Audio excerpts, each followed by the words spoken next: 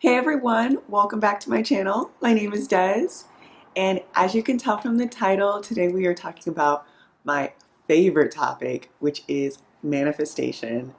I figured after last week's video, which was super heavy, we needed something fun to kind of bring it back up. And also, I'm working on finishing two books right now, and they're both super dense, so I haven't been able to get all the way through them. So, figured today was the perfect time to talk about manifestation.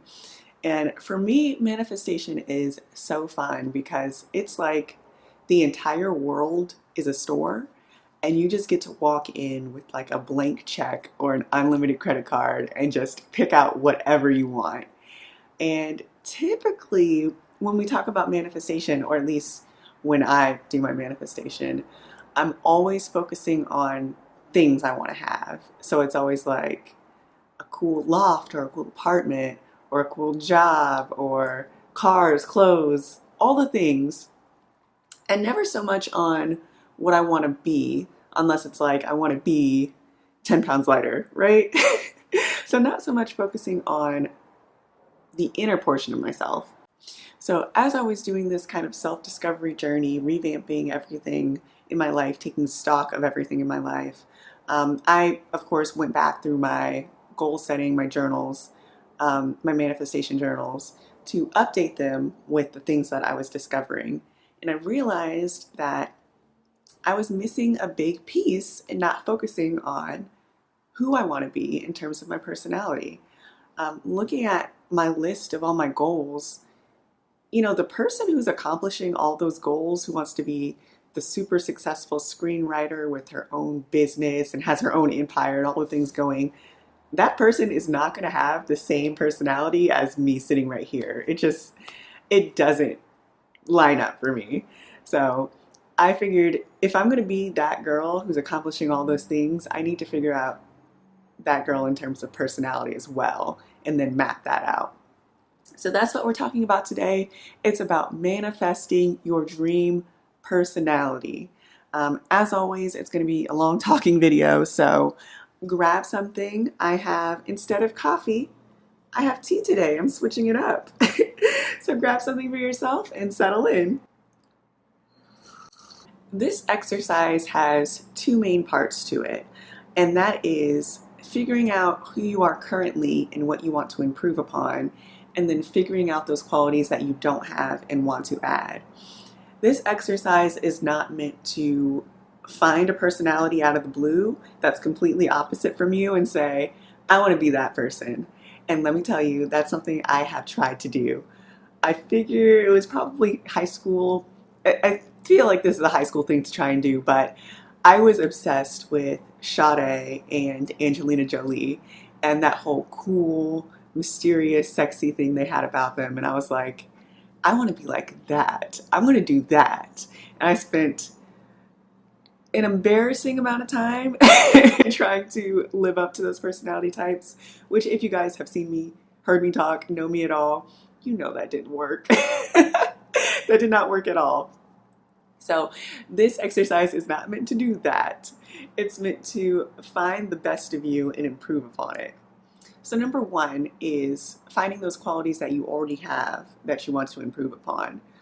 An easy way to do this, if you don't have an idea kind of the personality traits that you want to enhance, is to think about all the compliments that you've ever gotten that really spoke to you. So actually sit down and then make a list of all the compliments that you've been given. And then put stars next to one. Ooh. And then put stars next to the ones that you feel really speak to the person that you want to be, that you want to become. Just for example, I'm not going to sit here and name all the compliments I've ever received, but just to focus on one as an example, one thing that I ended up putting down was sunshine. And to explain what that means is when I was in pre-K, my pre-kindergarten teacher used to call me Sunshine as a nickname. And it wasn't because I was like the most exuberant, most outgoing kid in the class. I definitely was not. I was very shy. But she saw that I had this kind of positive, upbeat personality. Like I didn't have to say much, I didn't have to do much, but I just always had this inner kind of positivity about me. So she called me Sunshine. And this was something that she didn't explain to me as a pre-kindergartner, but it's something that I understood. And I've gotten variations of that compliment throughout my life. And a recent one that I got that kind of reminded me of it was in college through one of my work groups, one of my work teams, whatever, a job that I was working with. We did something at the end of the year called superlatives, which everyone knows what superlatives are. And everyone would vote on and choose a superlative for someone. And for us, we actually made up our own. So it wasn't like best dressed or class geek or whatever. We made up unique ones for the people on our team. And the one that I was given this particular year was never fully dressed without a smile. And just receiving that, I smiled so hard when I got that. It just made me completely light up. And looking back now, looking at all the compliments, I'm like, that is something that I want to keep with me. I want to always remember that that's who I am as a person. I'm naturally happy, optimistic, positive. Not always in the coolest way, but it doesn't matter. Like, that's who I am. So I put down Sunshine as a reminder to myself to keep that and keep up with that. And also, I don't know, this was fun for me to put cool nicknames next to all of them. So that one I already had a nickname for, but if you can think of like fun nicknames to keep it in your mind, do that as well. So number one is to make a list of compliments and then write down the things that you want to keep top of mind, that the best version of you is also going to emulate. Number two, and this is probably going to be harder or maybe easier depending on the person, but finding those things that you don't have that you want your future version of yourself to have. Some of these might jump out automatically, like if you're very shy and want to be able to go into a room full of people and introduce yourself, that's definitely a personality trait of becoming more outgoing that would stand out for you. If you're having a little bit more of an issue kind of pinpointing those things that you want to improve upon, do what I did and look at somebody else who kind of emulates the person that you want to be. So this can be a real life person, like a parent or a family member, older sibling, someone who you see and you're like, oh, they have everything put together. I want to be like that. If you don't have someone in real life that you can look to as a role model, you can also use, celebrities, people on TV, like personalities, or even fictional characters. I know a lot of people have kind of called on that Olivia Pope energy when they need to get stuff done. I've definitely done that. So you can find any type of character that'll speak to you in that same way. And then once you have your role model, you can kind of look to them and see where you want to fill in the gaps for yourself. And again, this is not choosing somebody who's completely different, opposite from you, and putting their personality on yourself. Try and find someone who's already pretty similar to you and that you just kind of want to make that next step. So for me, this person was Jeannie Mai. So if you guys are familiar with The Real, it's a daytime talk show, and Jeannie Mai is one of the co-hosts on there. And I love her so much. I love her so much. She is just so open-minded, so happy, so fun, and at the same time, just so intelligent, so articulate. She is everything that I want to be. So when I saw her, I was like, oh my gosh, it feels like what I imagine having an older sibling would feel like, because you're very similar in a lot of ways, but then that older sibling has had the time and the experience to kind of do the work that you haven't been able to do yet. So you can see they've leveled up in a sense. So I was able to use her as an example and say, you know what, we're similar in these things, but she has these other things that I want to have as well. And I kind of started making a list from there. So a few of the things I focused on, actually, hold on. I'm sorry, I'm thirsty. So there were a few different things that I focused on. I'm only going to talk about a couple. The first one was vulnerability. And you guys know from the last episode, are we doing episodes now? You guys know from the last video that I am incredibly emotional, incredibly sensitive, but then have a hard time communicating, have a hard time expressing it.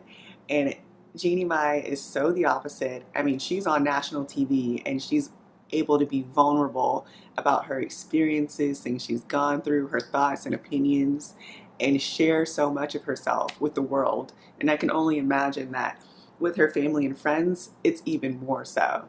And that's something that I really want to have. I want to be open. I want to be able to make connections, and I want to be really giving of myself where people don't have to try and pry things out of me so much. So vulnerability is a thing that I think Future Does is going to be a master at.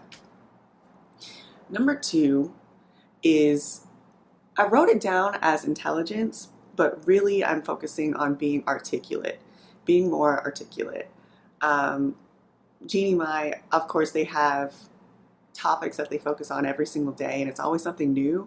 They kind of have to talk a little bit off the cuff about what they think about a particular topic. I am not able to be articulate in that same sense. So I feel like I'm a very intelligent person, and since I'm a writer, all of that goes to my writing. So when it comes to putting my thoughts down on paper, I can put it down beautifully. I can make a very well crafted argument. I can really lay out all of my opinions with no problem. But when it comes to speaking in person, I have a hard time putting my thoughts together in a way that sounds put together, you know?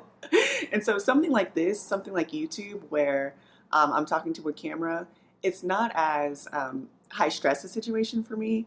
And then also I have the ability to prepare notes beforehand. So I think I come across as probably more articulate than I would in real life. If you ask me a question and ask me to talk about something really off the cuff, you know, I can tell you what I'm thinking, but it's not going to sound as intelligent as I would like, as intelligent as it would if I put it on paper.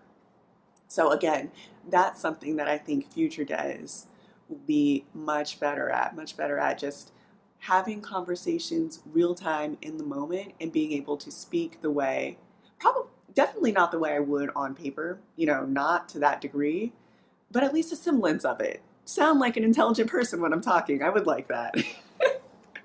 All right. And then the third thing is confidence. And I feel like this is something so many people struggle with. But confidence is something I've been trying to build since forever. You know, since I had a concept of the topic, concept of the topic, concept of the concept. Since I had a concept of confidence, I've been trying to build confidence.